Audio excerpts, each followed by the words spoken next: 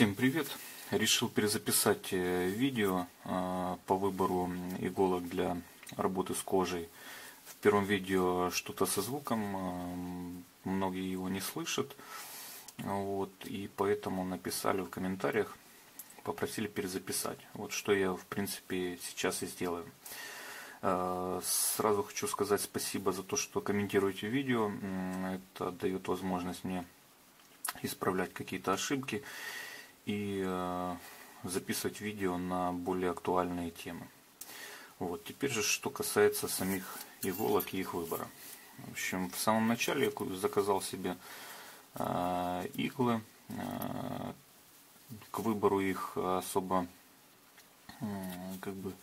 ответственно так не отнесся. То есть увидел на сайте, допустим, есть иглы для работы с кожей, и я считал, что подойдут мне любые. Вот. Эти, конкретно вот эти, я выбрал из-за того, что у них тупые кончики. Соображение, что они там не будут повреждать мне кожу, я не буду колоть ими пальцы. Когда эти иглы мне пришли, я немножко был в шоке. Из-за того, что они, наверное, где-то миллиметра 2 в толщину. Вот. При том, что первый мой пробойник был вот такой вот, с косым зубом. И вот, чтобы вы понимали, он оставляет вот такие вот отверстия. То есть игла 2-миллиметровая.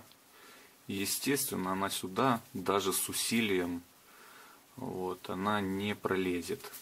Я, конечно же, первое изделие шил. Сейчас вот покажу. Вот, если видно, как мог протаскивал, в общем, эти иглы. И уже в какой-то момент даже хотел бросать эту всю затею, потому что у меня ничего не получалось. Вот. Потом купил себе вот такой вот пробойник миллиметровый. Но все равно эти иглы, даже в такие вот отверстия, они не пролазят. Вот, если видите. В общем, решил просто для себя изучить этот вопрос, какие есть иглы и как себе подобрать какой-то оптимальный вариант. Значит, первое. При выборе игл нужно задать себе вопрос, для чего они нам нужны. То есть есть иглы для сшивания кожи, есть для плетения. Вот эти вот, честно, я не знаю зачем. Очень огромные уши. То есть сюда бы даже, я думаю, пролезла бы полоска кожи, вот этот шнур для плетения. Вот. Но те, что для плетения, там есть такой специально такая зазубрина, в общем, за которую цепляется кожа. Эти же, скорее всего, для сшивания.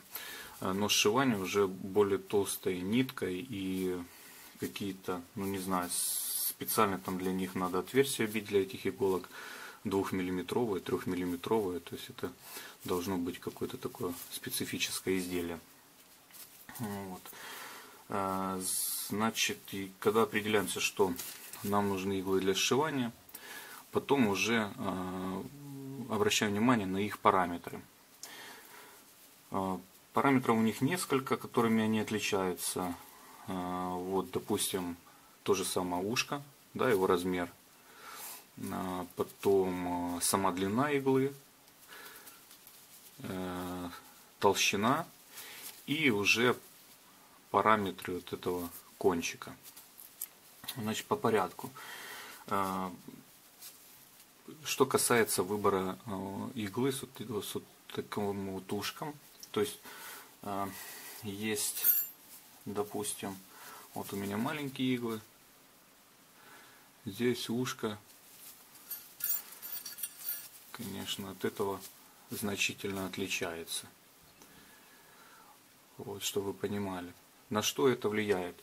Это влияет на выбор уже самой нити, которой мы будем работать, или уже, допустим, которой мы работаем. То есть мы иглу подбираем под наши задачи. К примеру, у нас нить для сшивания, она ну, может быть 0,8 мм, может миллиметр, 1,2, там 2,4, к примеру, я встречал нитки. Вот. И, естественно, чем толще нить, тем нужно шире нам вот это ушко в нитке. Я думаю, вот это может иглы там для работы с нитью где-то 2,4 миллиметра. То есть она сюда свободно войдет. Вот. Значит, если мы, к примеру, работаем с нитью 0,8, вот как у меня, и, допустим, плоская, то это, ну, мне кажется, любая такая стандартная вот игла сюда пройдет нить. Если же, допустим, будем брать, к примеру, эту иглу, которая с маленьким ушком, то если нить плоская, она сюда и зайдет, вот как раз проходит. Вот. А если будет, в общем, круглый такой шнур, то он сюда уже не зайдет, потому что вот этой плоскостью он уже как бы 0,8 мм сюда не проходит. Вот так, значит, это касательно ушка. Касательно самой длины иголки, я вот выбрал себе, тут для меня оптимальная такая длина получилась. То есть здесь, ну, важно, чтобы она нормально ложилась в руку, чтобы вы могли комфортно работать, удобно, чтобы ее хватало, к примеру, пройти через изделие, и чтобы вы с другой стороны могли достать, но при этом, чтобы она не была слишком длинная и слишком короткая. Вот я себе, допустим, выбрал такую вот иголку, я не помню сколько здесь, где-то 60, наверное, миллиметров длина,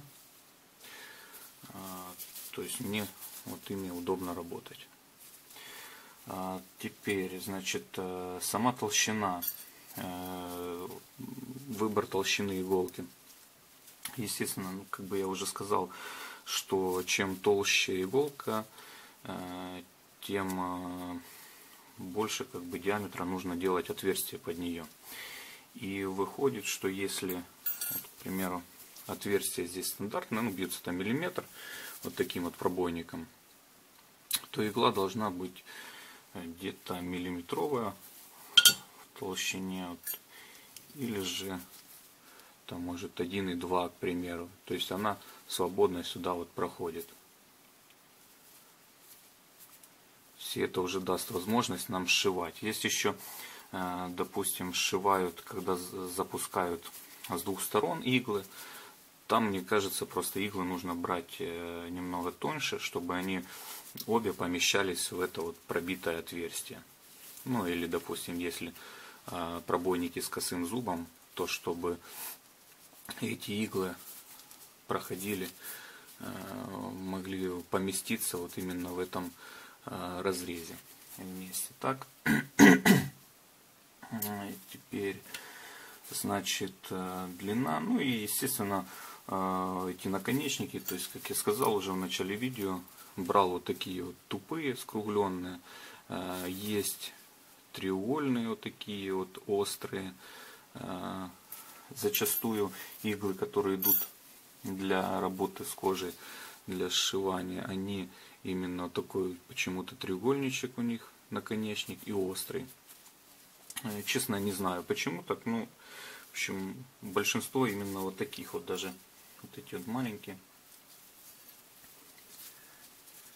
они тоже с такой вот формой. Так.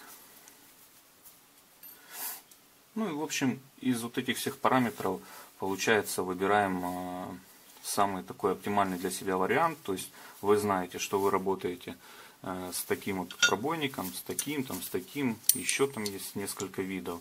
Вот. И уже в зависимости от этого, от размера отверстия, от размеров или параметров там, нити, которые вы работаете, вы уже подбираете себе нужный размер иголок. Ну, так, чтобы вам было удобнее ими работать. Еще одно замечание. Есть иглы, как бы, ну и вот эти считаются там специальные иглы для работы с кожей, для сшивания кожаных изделий. На самом деле, ну, никакой специальности в этом всем нету. То есть я видел, сшивают и цыганскими иголками.